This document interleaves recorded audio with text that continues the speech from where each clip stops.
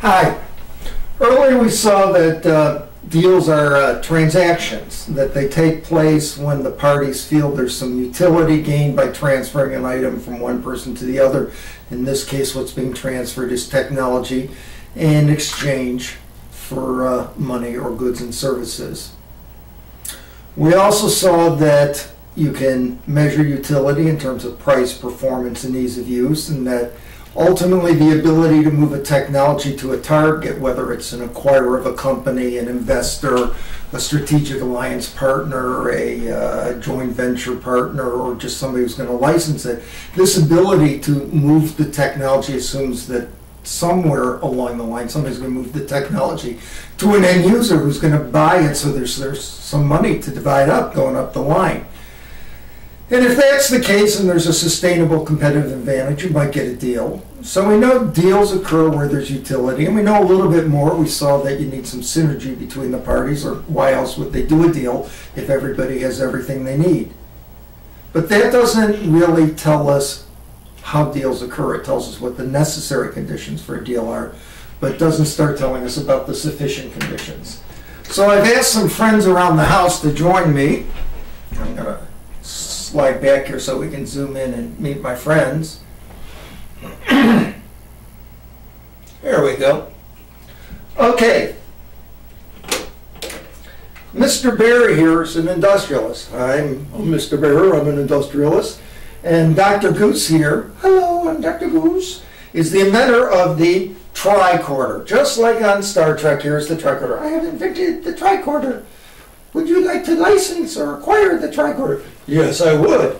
See, deals are games. They're games like your kids played or you played when you were a kid. Why do I say they're games? First of all, nobody dies if a deal doesn't happen. It's important to keep that in mind. Secondly, there's winners and losers, although not always. Sometimes there's draws. Sometimes everybody loses. And in the best of all situations, deals can happen and games can happen that everybody can win. That's like when you're playing in the sandbox together, or playing building with an HO set together, and you're playing that kind of a game. So we can think of a deal on the metaphor of a game.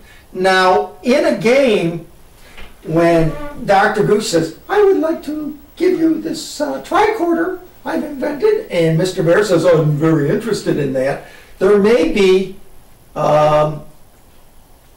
just the two parties, or maybe Mr. Dog back here says, wait a second, I'd like to license it too, I'd like to license it too. So we can have games with one party, two-party games, three-party, or many-party games. Here's Mr. Platypus, he may want to play too. You gotta be careful because you may smell a rat, there may be a rat in it. But assuming you're dealing with honorable, noble people, you can go forward and do a deal. And the question is, they're all looking for something out of this deal. They're looking for a payoff. What makes the payoff? Well, the payoff comes when the tricorder comes to Mr. Bear, and Mr. Bear turns around and sells it to our friend back here. I gotta zoom back so you can see that. Sells it to our friend back here. There we go. Hi. Mr. Bear goes around and sells it to the end user back here. So if he can sell it to the end user, there's a payoff. The payoff for each of them is the value of the technology. They put a value on the technology. Mr. Bear takes that value and exploits it and shares the value with Ms. Goose. He's giving her the value that she's created. He's adding, or Dr. Goose, excuse me, Dr. Goose, and he's adding the value of the marketing, the sales, the manufacturing, so he's going to charge more for it. He's also going to put his profit on top of it. So they have different payoffs. Now there's a problem. Problem? Wait, problem? Oh no, problem. Oh. What's the problem? Risk. What does risk mean? Well, risk means you may not get the money that you think you're going to get, which constitutes the value of the technology. Where there is risk, it can be caused by typically two things. Either it costs more to get to market and to sell the technology than you expected, or it takes longer. If it takes longer, then there's a time value of money. It's sort of the reverse of the interest rate. In this case, we call it the discount rate. It's the premium you pay because there's a chance you're never going to get your money back. And so the delay by deferring the money farther that you win, or make rather, farther out in time, increases the impact of the discounting. The farther out in time, the more the money's discounted, or the revenues are discounted. So we're trying to get to a payoff, which means we want to figure out what this technology is worth so she can transfer it to him. He can turn around and exploit it and sell it. And when they get there, and they can turn around and sell it to the end user. And those dollars that flow in constitute the payoff to him, and her share of those dollars constitutes the payoff to Dr. Goose. They may come as royalty rates, they may come as a one-time up fee, or she's just selling the tricorder to him. It's just a sale, and it comes in as the revenues from the sale. Deals are about trying to figure out how to sell technology in a way that it moves from one party to the other. Let's try, and I'm going to zoom way back before we part and try and just briefly sketch out what's going on. We'll go into this in more detail in later lessons. Okay, here's what's going on. Bring the easel back out. There we go. Whoops. Hopefully we can all see this. Yep, there it is. Okay.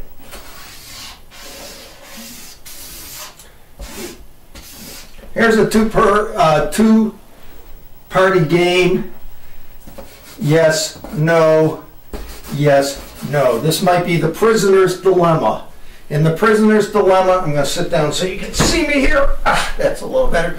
In the prisoner's dilemma, if they both rat each other out, let's say they both get a sentence of half a year, and so that's a value of 1 from both. If nobody talks, they both get away scot-free. That's a value of 2 for them both. If one guy talks and the other doesn't, he gets a 2, the other guy gets a 0 because he's going to jail. And similarly, it can go the other way, 0, 2. That's the prisoner's dilemma there. You either work together and win, or you both rat each other out. You minimize the things, but if one's ratting and the other isn't, that's when you really get hurt. Now, technology deals are ironically kind of similar. This is where you want to end up. That's a win-win scenario. Everybody does well. So that's, both parties want to do the deal and it comes together. This is ironically a lose-lose scenario. Only in this case it's, yes, we want to do the deal, no, we do not. No, we do not. Yes, we do want to do. Yes, yes, we both get 2s. No, no, we don't lose so much, we both walk away.